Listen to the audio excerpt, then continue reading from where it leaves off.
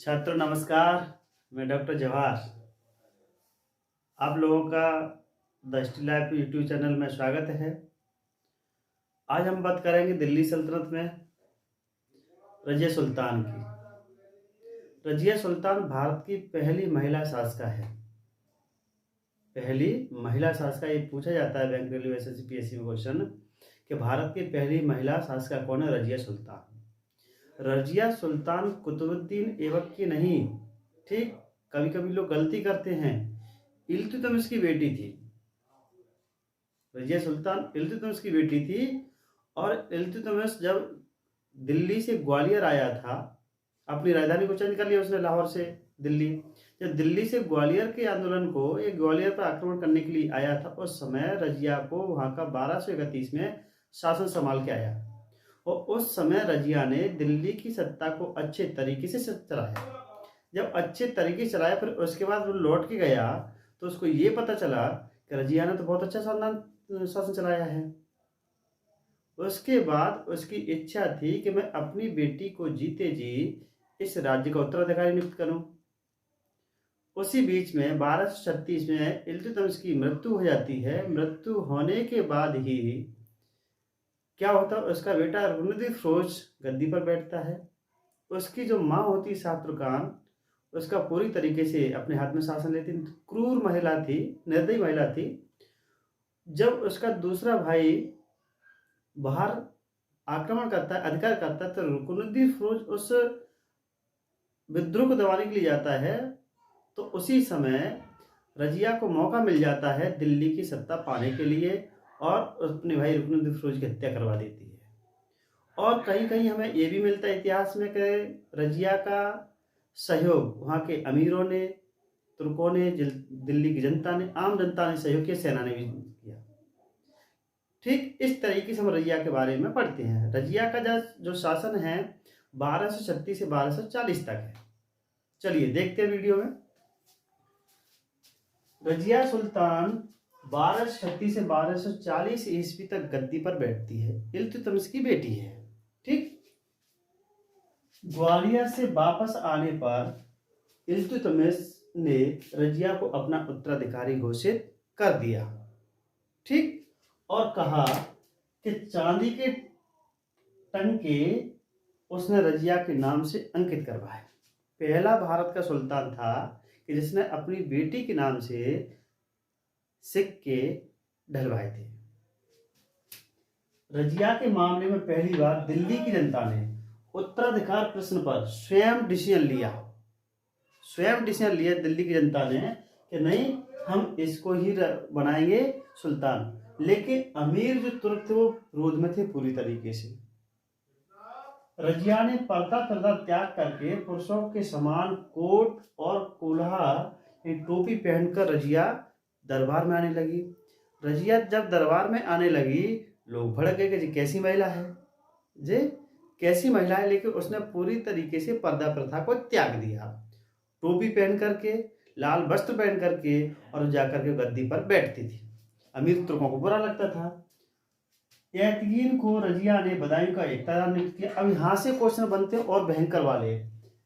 एतगीन नाम का एक व्यक्ति था, उसको रजिया ने बदायूं का कहा था, बदायूं का यानी इख्तियार नियुक्त किया, वहां का शासन नियुक्त कर दिया।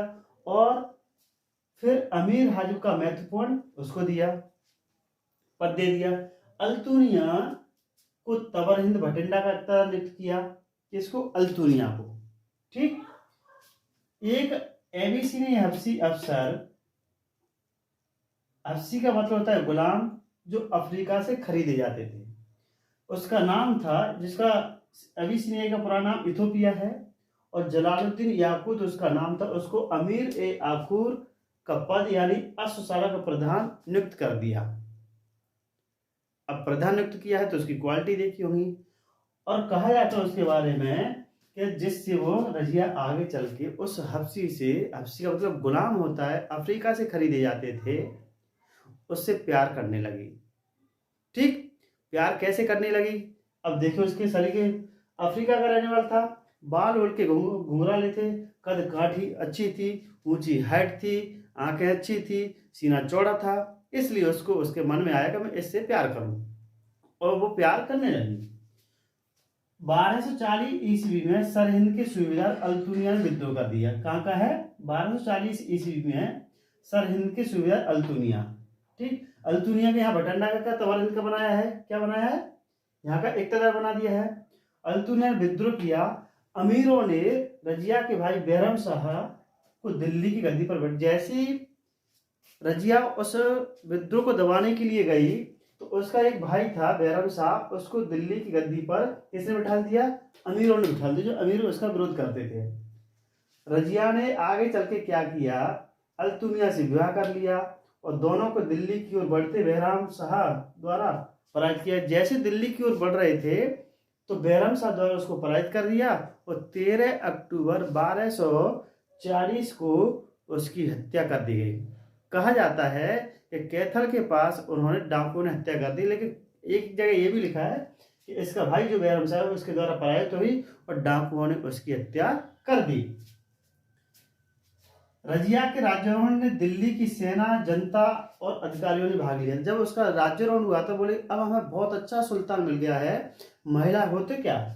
लेकिन कहीं कहीं एल्फिंस्टन नाम का एक इतिहासकार वो ये लिखता है कि रजिया का असफल होना उसके लिए सबसे बड़ी जो कमजोरी थी उसका महिला होना। अगर वो महिला नहीं होती, पुरुष होता, तो कहा जाता है कि उसका नाम भारत के महान मुस्लिम शासकों में होता। इस तरीके से रजिया की पूरी कहानी है। छात्रों, रजिया संबंध से इतने क्वेश्चन आते हैं, इनको आप कंप्लीट करें, याद करें तो आपका हर कॉम्पिटिशन क्वालिफाई हो जाएगा। लास्ट में यही कहूँगा मैं कि द हिस्ट्री लैब चैनल को सब्सक्राइब करें, शेयर करें, ज़्यादा से ज़्यादा हर छात्र के पास पहुंच जाए। जो छात्र घर बैठे हैं, जो कोचिंग नहीं लगा सकते, मैं उनके लिए मेहनत कर रहा हूं। तो चैनल को सब्सक्राइब करें, लाइक करें, शेयर करें, कमेंट करें, बेल आइकॉन दबाना ना भूलें, घंटी बजाना बिल्कुल ना भूलें। अगर घंटी बजेगी तो उनके पास अगला जो वीडियो बनेगा तत्काल उनके पास पहुंच जाएगा। छात्रों, मेरे आपसे यही निवेदन है और लास्ट में बस यही कहता हूं, अपने भविष्य को संवार लो। आप अपनी फैमिली का भविष्य बना लोगे, अपने परिवार का भविष्य बना लोगे। लास्ट में यही कहता हूं, पढ़ेंगे तो बढ़ेंगे। धन्यवाद।